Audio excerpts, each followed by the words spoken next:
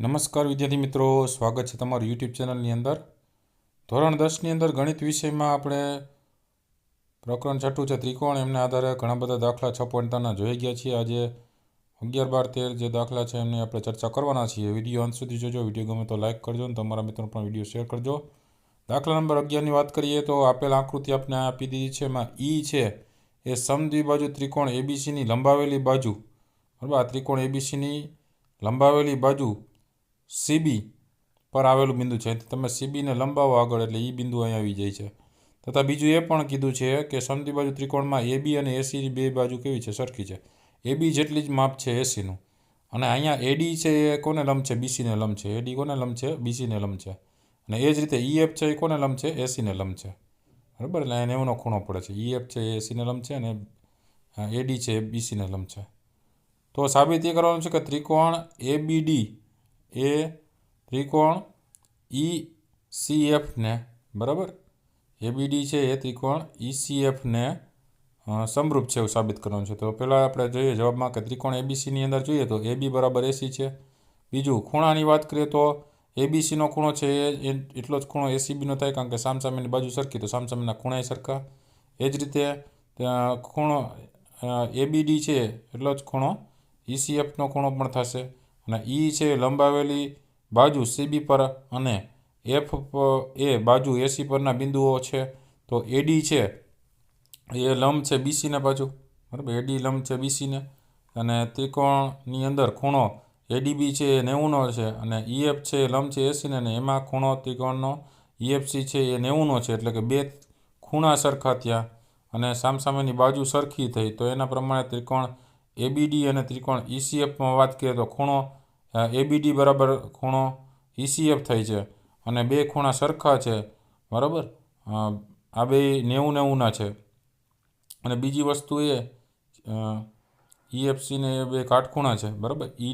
ADB બરાબર ખૂણો EFC એ બે કાટખૂણા છે અને આ બે સામસામેના ખૂણા સરખા છે.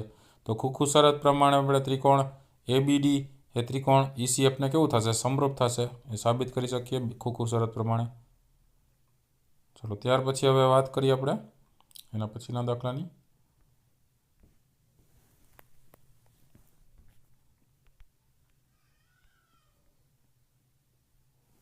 દાખલા નંબર 12માં વાત કરીએ તો ત્રિકોણ એબીસીની બાજુઓ એબી અને બીસી તથા મધ્યગા છે, બરાબર. એ મધ્યગા એડી અનુક્રમે ત્રિકોણ PQRની બાજુઓ PQ અને QR તથા મધ્યગા PMને સમપ્રમાણમાં છે. જુઓ આપેલી આકૃતિ અને સાબિત કરવાનું છે ત્રિકોણ એબીસી છે ત્રિકોણ PQRને સમરૂપ છે. તો એડી છે બીસીની મધ્યગા છે એટલે બે સરખા ભાગ કરશે. બીડી અને ડીસીનું બેનું માપ કેવું હોય? સરખું હોય. એ રીતે ત્રિકોણ PQRની અંદર PM છે એ QRને લંબ છે એટલે QM અને MRનું માપ કેવું હોય? સરખું હોય. તો અહીંયા આપણે કહી શકીએ કે એબીના છેદમાં PQ એના બરાબર બીસીના છેદમાં QR અને એના બરાબર એડીના છેદમાં PM, બરાબર. મધ્યગા છે એ પણ વચ્ચેનો જે ભાગ છે એ પ્રમાણે ગુણોત્તર સરખો થશે. તો એબીના છેદમાં PQ બરાબર એડી છે બે સરખા ભાગ કરી દે છે બીસીના. તો 1/2 બીસી લખી શકો, બરાબર. 1/2 બીસી અને 1/2 QR. તો એના બરાબર આપણે લખી શકીએ એડી છેદમાં PM. સમીકરણ નંબર 1 કહી દી. અને ત્રિકોણ એબીડીમાં વાત કરીએ, એડી છે એ મધ્યગા છે તેથી 1/2 બીસી બરાબર બીડી જેટલું થશે માપ એનું, બરાબર. અને ત્રિકોણ PQRમાં PM મધ્યગા છે એટલે 1/2 QRની વાત કરીએ તો એ QM જેટલું માપ થશે. આથી 1, 2 અને 3 3 સમીકરણની વાત કરીએ તો એબીના છેદમાં PQ બરાબર બીડીના છેદમાં QM એના બરાબર એડીના છેદમાં PM સાબિત થઈ. આથી બાબા શરત પ્રમાણે ત્રિકોણ એબીડી છે એ ત્રિકોણ PQMને કેવું થાય? સમરૂપ થાય. અને ખૂણોની વાત કરીએ તો એબીડી ખૂણો છે અને PQM ખૂણો છે બે સરખો થાય. તેથી ખૂણો એબીસી છે એના બરાબર ખૂણો PQR છે એ બાબા શરત પ્રમાણે બેના ખૂણા પણ કેવા થાય છે? સરખા થાય છે. હવે આપણે વાત કરીએ એબીસી છે એ ત્રિકોણ અને PQR ત્રિકોણની અંદર એબીના છેદમાં PQ બરાબર બીસીના છેદમાં QR થાય.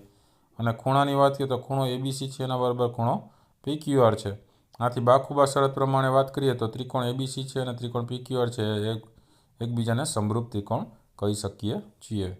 ત્યાર પછી દાખલા નંબર 13 છે. એમાં બિંદુ ડી એ ત્રિકોણ એબીસીની બાજુ બીસી પર આવેલું એવું બિંદુ છે કે જ્યારે ખૂણો એડીસી બરાબર ખૂણો બીએસી થાય છે અને સાબિત એ કરવાનું છે કે સીએનો વર્ગ બરાબર સીબી ડોટ સીડી એટલે સીબી ગુણ્યા સીડી સાબિત કરવાનું છે. તો અહીંયા આપણે જોઈએ કે ત્રિકોણ સીડીએ અને ત્રિકોણ સીએબી એ બેયની અંદર ખૂણો છે એક જ ખૂણો એક થશે. એસીડી તમે કહો કે એસીબી કહો, બરાબર, અથવા તો બીસીએ કહો, એ એક જ ખૂણો થાય. અને બીજું આપણે આપી દીધું છે ખૂણો એડીસી અને ખૂણો બીએસી, બરાબર. તો એ બે ખૂણા સરખા છે એમ કહી દીધું છે, એ આપ્યું છે. તો ખોખું શરત પ્રમાણે બે ત્રિકોણની વાત કરીએ તો ત્રિકોણ CDA અને ત્રિકોણ CAB આ બે ત્રિકોણ એકબીજાને કેવા થાય છે? સમરૂપ થાય છે.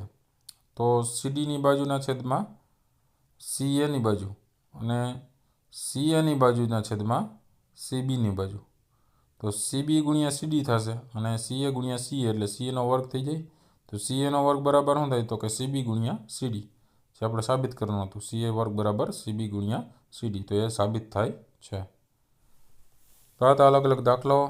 બીજા પણ આવા દાખલા ઘણા બધા મુકાઈ ગયા છે. બીજા ધોરણ 10ને લગતા સ્વાધ્યાય પોથીના પણ ઘણા બધા સોલ્યુશન મુકાઈ ગયા છે. એ ન જોયો તો એ જોઈ લેજો. અલગ અલગ ધોરણના પણ વિડીયોઝ મુકાતા રહેતા હોય છે, એ પણ તમે પ્લેલિસ્ટમાં જઈને જોઈ શકશો. ન જોયો તો જોઈ લેજો. આવનારી પરીક્ષાની તૈયારી કરતા રહેજો. Thank you very much and take care.